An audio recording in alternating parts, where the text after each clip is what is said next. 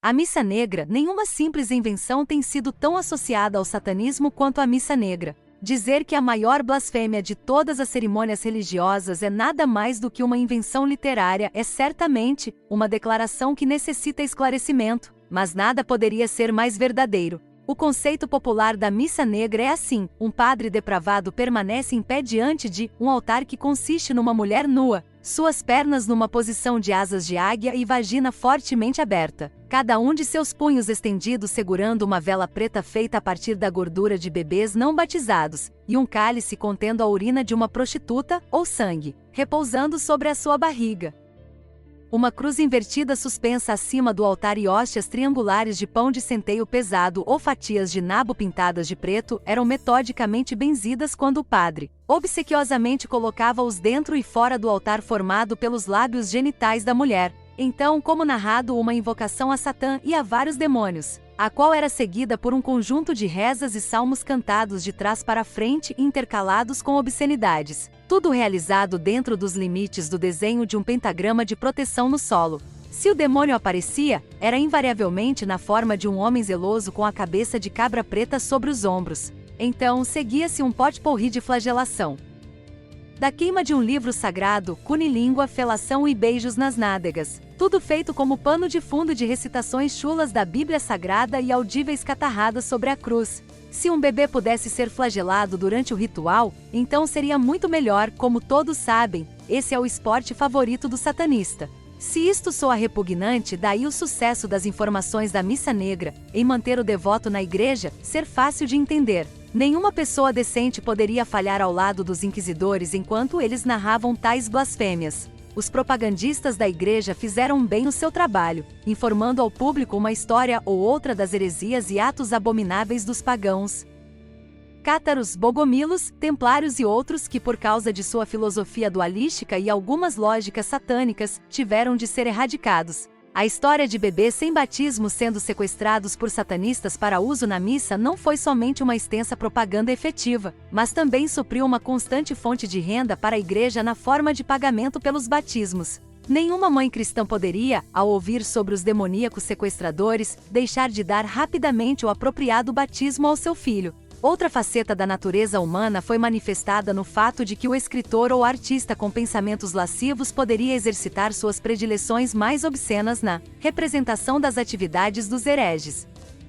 O responsável pela censura que examina toda a pornografia na condição de saber o que advertir aos outros é o equivalente moderno do cronista medieval das obras obscenas dos satanistas, e, é claro, de seus modernos jornalistas adversários. Acredita-se que a mais completa biblioteca de pornografia no mundo está guardada no Vaticano. O beijo no traseiro do demônio durante a missa negra tradicional é facilmente reconhecido como o precursor do termo moderno usado para descrever alguém que, através do apelo ao outro ego, materialmente ganha dele. Todas as cerimônias satânicas foram realizadas em direção a muitas metas verdadeiras e materiais. O ósculo infame, ou beijo da vergonha, foi considerado um requisito simbólico para a obtenção de sucesso, antes de espiritual, material. A suposição usual é de que a cerimônia ou ritual satânico seja sempre denominado como missa negra. Uma missa negra não é a cerimônia mágica praticada pelo satanismo. O satanista poderia empregar o uso de uma missa negra como uma forma de psicodrama.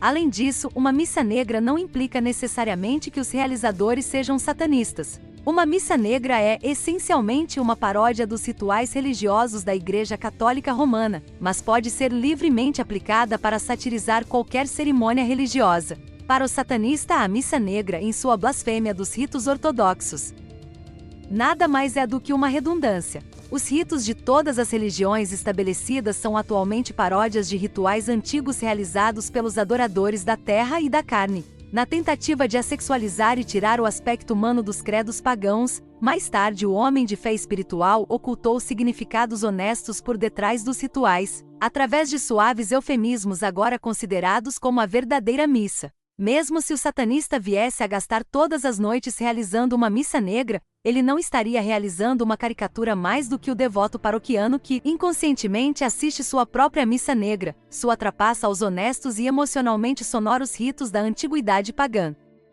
Qualquer cerimônia considerada missa negra deve efetivamente chocar e ultrajar, pois é isso que parece ser a medida de seu sucesso. Na Idade Média, blasfemar a Santa Igreja era terrível. Agora, de qualquer modo, a Igreja não apresenta uma imagem que inspire a reverência feita durante a Inquisição.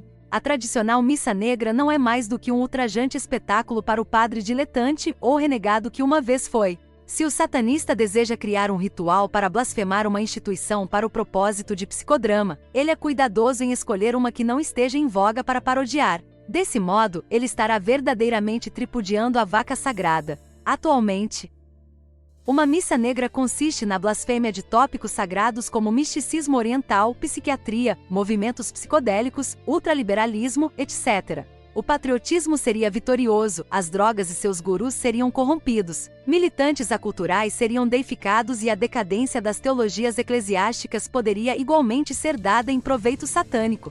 O mago satânico foi sempre o catalisador da dicotomia necessária para modelar os credos populares. Neste caso, uma cerimônia da natureza da missa negra pode servir como um propósito mágico de alta influência. No ano de 1666, alguns interessantes eventos ocorreram na França. Com a morte de François Mansart, o arquiteto do trapezoide, cuja geometria se tornou o protótipo das casas assombradas, o Palácio de Versalhes estava sendo construído de acordo com seus planos. A última das fascinantes sacerdotisas de Satã, Jeanne Marie Bouvier, Madame Guyon, estava para ser ofuscada pela oportunista astuta e endurecida mulher de negócios conhecida como Catherine de Chais, também chamada de Lavoisin. Neste lugar estava uma embelezadora do passado que, enquanto tratava de abortos e fornecimento dos mais eficientes venenos para as damas desejosas a eliminar maridos ou amantes indesejados, encontrou nos relatos luxuriosos das Mrs. Noir uma proverbial solução. É seguro dizer que 1666 foi o ano da primeira missa negra comercial, na região sul de Saint-Denis, que é chamada agora La Garenne. Uma grande casa murada foi comprada por Lavoisin e adaptada com dispensários, celas, laboratórios e uma capela. Tão logo se tornou relevante para a realeza e diletantes inferiores comparecerem e virem a participar de qualquer tipo de ritual mencionado anteriormente neste capítulo. A fraude organizada perpetrada nessas cerimônias se tornou a marca indelével na história como sendo a verdadeira missa negra. Quando Lavoisin foi presa em 13 de março de 1679, por acaso, na igreja de Nossa Senhora da Boa Nova, a morte já tinha sido lançada. As atividades degradadas de Lavoisin suprimiram a majestade do satanismo por muitos anos vindouros. A moda do satanismo voltado à diversão e jogos apareceu na Inglaterra na metade do século XVIII na forma da Ordem dos Franciscanos de Mad Menon, criada por Sir Francis Dashwood, popularmente conhecida como Clube do Inferno. Enquanto eliminou o sangue, chifre e velas de gordura de criança das missas dos séculos anteriores, Sir Francis orientou a condução de rituais repletos de diversão bem vulgar e, certamente, proveu-os de um colorido e inofensivo psicodrama para muitos guias espirituais do período. Uma interessante peculiaridade de Sir Francis, que emprestou um vestígio de mistério ao clima do Clube do Inferno, foi uma confraria chamada de Sociedade dos Diletantes, da qual ele foi o fundador. Foi o século XIX que trouxe confusão ao satanismo, na fraca tentativa de magos brancos tentarem realizar a magia negra. Foi um período muito paradoxal para o satanismo, com escritores como Baudelaire e Huysmans que, apesar de suas aparentes obsessões quanto ao demônio, pareciam seus bons companheiros. O demônio desenvolveu sua personalidade luciferiana para o público ver e, gradualmente, se desenvolveu numa espécie de sala de visitas de cavalheiros. Essa era a época dos homens versados nas artes negras, como Eliphas Levi e incontáveis médios em transe que cuidadosamente delimitavam espíritos e demônios, tendo também sucesso, até os dias de hoje, em dar um nó na cabeça de muitos que se denominam parapsicólogos. Tão longe quanto o satanismo dissesse respeito, os sinais mais externos dele foram os ritos neopagãos conduzidos por MacGregor Mathers da Ordem Hermética da Golden Dawn e Aleister Crowley na posterior Ordem da Estrela de Prata, a e Argentinum Astrum, e Ordem dos Templários Orientais, OTO, que paranoicamente condenaram qualquer associação com o satanismo, apesar de Crowley se autoimpor a imagem da revelação da besta. Ao par de algumas poesias charmosas e conhecimento superficial de antigos objetos mágicos, quando não escalava montanhas, Crowley gastava a maior parte do seu tempo como um afetado por excelência e trabalhava extraordinariamente em atos pecaminosos. Como seu contemporâneo, o reverendo Montague Summers, Crowley obviamente gastou uma grande parte da sua vida com sua língua firmemente enrolada na sua bochecha, mas seus seguidores hoje estão de algum modo lendo significados esotéricos em cada palavra. Permanentemente em concorrência com tais sociedades, haviam os clubes de sexo usando o satanismo como norteio, algo que persiste hoje em dia, para os quais os escritores de jornais populares têm sido gratos. Se parece que a missa negra desenvolvida da invenção literária da Igreja, para o comércio depravado da realidade, para um psicodrama de diletantes e iconoclastas, para um as no buraco da mídia popular, então onde se encontra a verdadeira natureza do satanismo?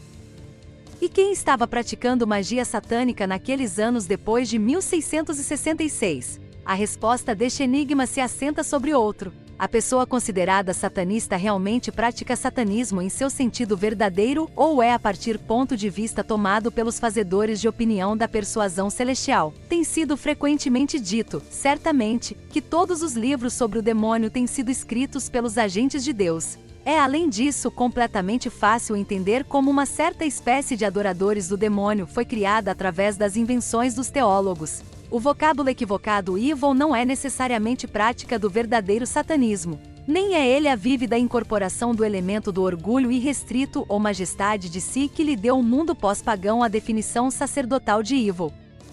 Ele é o produto pelo qual se elaborou posteriormente e com propaganda mais elaborada. O pseudo-satanista sempre dirigiu seu aparecimento através da história moderna, com missas negras de variados graus de blasfêmia, mas o real satanista não é facilmente reconhecido como tal. Seria uma excessiva simplificação dizer que todo homem e mulher cheio de sucesso na Terra é, sem saber disto, um satanista praticante, mas a sede do sucesso terreno e a realização do seu objetivo são certamente o terreno para São Pedro revirar-se no caixão.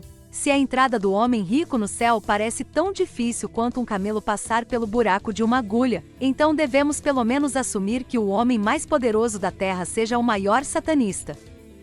Isso se aplica a banqueiros, industriais, papas, poetas, ditadores e todos os variados fazedores de opinião e marechais de campo das atividades mundiais. Ocasionalmente, através de vazamentos, um destes enigmáticos homens ou mulheres da Terra serão conhecidos como versados nas artes negras. Eles, é claro, são trazidos à luz como homens misteriosos da história. Nomes como Rasputin, Zaharov, Cagliostro, Rosenberg e afins são elos, indícios, assim dizendo, do verdadeiro legado de Satã. Um legado que transcende as diferenças éticas, raciais e econômicas e as ideologias temporais muito bem. O satanista sempre regeu a terra, e sempre o fará, seja por nome que vier a ser chamado.